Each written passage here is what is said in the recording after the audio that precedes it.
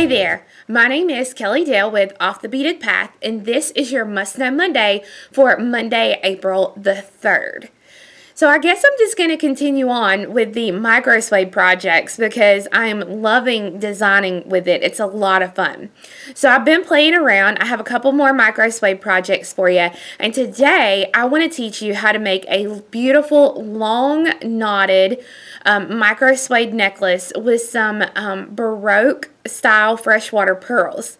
So the great thing about this steel is that the Microsuede is very affordable. And for this project, you're going to need about 7.5 yards of it. So, you know, this is 30 cents to 50 cents a yard, so it's still very affordable for what you're doing. You're going to need 10 Baroque freshwater pearls. I'm using between an 11 and a 12 millimeter in those. I'm going to need 2 8 by 13 millimeter end caps, and I'll show you those in the video. A silver lobster claw. I'm using 1 11 by 64th jump ring, 1 4 millimeter jump ring, and then you are going to need some E6000 glue and a good pair of scissors. So the first thing you'll want to do to start out is cut yourself 10 pieces of the Microsuede cord. I've done 10 pieces that are 26 inches long a piece. And this is going to make a fairly long necklace. So you'll want those 10 pieces. Okay, then with those 10 pieces, I'm going to come down and I'm going to measure out about 5 inches. And at that 5-inch point, I want to try and make myself a knot. So I'm basically taking all of these pieces and I'm going to make them into a large knot. And this is the tricky part, getting all those little pieces in here. Alright, so I've got all my pieces in here. And I'm going to make a knot, and like I said, I want to leave myself about 5 inches here on the end. And I'm going to pull really tight. And what you can do is you can actually take and pull each piece of your cord, if you want to pull it even tighter. And you'll want to do this to all 10 pieces, and this works really good, especially if you didn't get the knot, like you have some pieces that are a little bit loose on the knot, then this works really well. So you can pull it on both sides if you want to. It does not matter. I'm going to go ahead and do that so that I have a nice tight knot. So if all your pieces are not completely 100% even, you can take a really good pair of scissors or cutters and you'll want to trim these. Now, I've got one little piece here that's kind of longer than everything else, so I'm going to go ahead and trim that one piece. And I'm just going to chop right across here from what it's got so that I have more of an even play. Now, the other thing that you're going to do, and I'm actually going to flip the camera around so you can see, is we're going to need to narrow the ends of this particular cord. Narrow the ends or taper it just a little bit so that we can actually slide our pearls on there really easy. So let me go ahead and do that for you. Alright, so I have my cord ends, and I'm going to take one piece at a time. And you'll want to take, this needs to be a really, really good pair of scissors, or it needs to be a nice sharp pair of cutters. And I'm going to come down and I'm going to work it and kind of taper it just like this so that I can go ahead and slide the pearl through. And see, it's kind of a tight slide there. That's why we want to taper the end. Now, you have 5 inches here to work with. So, not all 10 pieces need to be down here unless you just want them to be. So, I'm just going to slide this first pearl up, and I'm going to make a knot. And if you want this knot near the end, go ahead and slide it down there. But you'll want to make sure you get a nice tight knot. and then pull your pearl down. Then I will take my next piece. I'm going to take my really sharp pair of scissors here, or my cutters, whatever you've got, and you'll just want to taper this, and then thread on your next pearl. Now these pearls, these Baroque pearls, have about a 2.5 millimeter hole, so they're a good size hole. Now this one I'm going to pull up here, and I'm going to make a knot. And this time I'm going to leave this bead up here.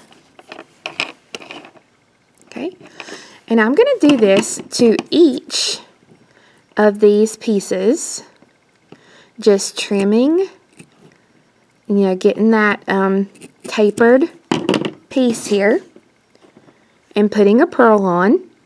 And like I said, with these pearls, they don't all have to be down here together, so you can just keep sliding and playing and seeing what you like. I just do mine at different lengths.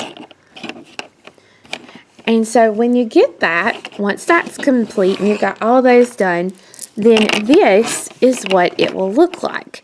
This is the tan glitter Microsuede with the white Baroque pearls.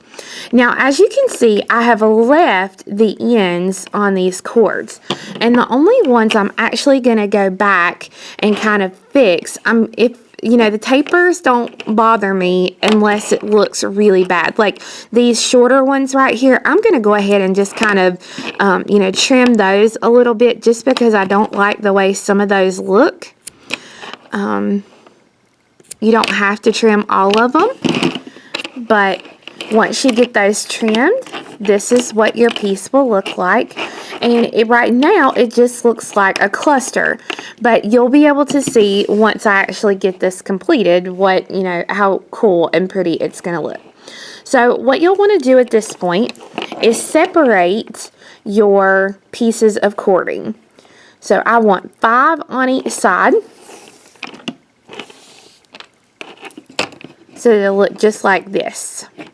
Now at this point, I'm going to take all 5 pieces on one side, and I'm going to try and make sure that I have them as even as I can. And I'm going to come down to this end, and I'm going to trim straight across so that I get a nice straight blunt piece. Now this is where your little 8 by 13 end caps are going to come in, because these all 5 of these pieces are going to go inside this end cap. Now before they go inside this end cap, this is where your E6000 glue is going to come in. Now I've actually opened up a brand new little tube here, so let me pop this baby open. Alright, and you'll want to squeeze some E6000 glue into that hole. Now I'm not squeezing the hole completely full, I just want it squeezed together, you know, just a glob, a dollop, as the Daisy Company says, a dollop of daisy. We want a dollop. Okay, so if you know, if you lay it down and they get a little off kilter here, you can take and, oh sorry guys, and trim it a little bit more. But now what I'm going to do is I'm going to take all those pieces and I'm going to work them into that end cap. Now if you have some excess that comes out, just take it and get it off. But you'll want to do this on both sides. Okay, and you want to leave it and let it completely dry before you start messing and playing. They do make quicker drying glues, but this E6000 that I'm using today is going to be the best for the Microsuede to stay adhered into your cap. So you'll want to do this on the other side as well and let it dry. So once you have both the ends glued on and they're dry, then you can take and attach your clasp. Now you can put any type of clasp you want. For me, I'm using a 4mm jump ring to attach a lobster claw to one side, and then an 11/64 jump ring for the other side so that they will attach together. So once you actually finish the ends, this is what your necklace will look like. This, like I said, is the tan color with the white pearls. And then I want to show you real quickly the gray color, which I really, really like as well. Let's see. Okay, and then here is the gray one. And as you can see, you can really work these, trim some of these off if you want to, but they just look really, really, really nice, no matter if you do the silver color or if you do this brown color here. So I hope you enjoyed learning how to make this long suede knotted necklace. We do have kits available on our website, which is offthebeadedpathbeadstore.com, for both the colors that you've seen today. So guys, have a wonderful week. Thanks so much for watching, and we'll see you again next time. Bye-bye.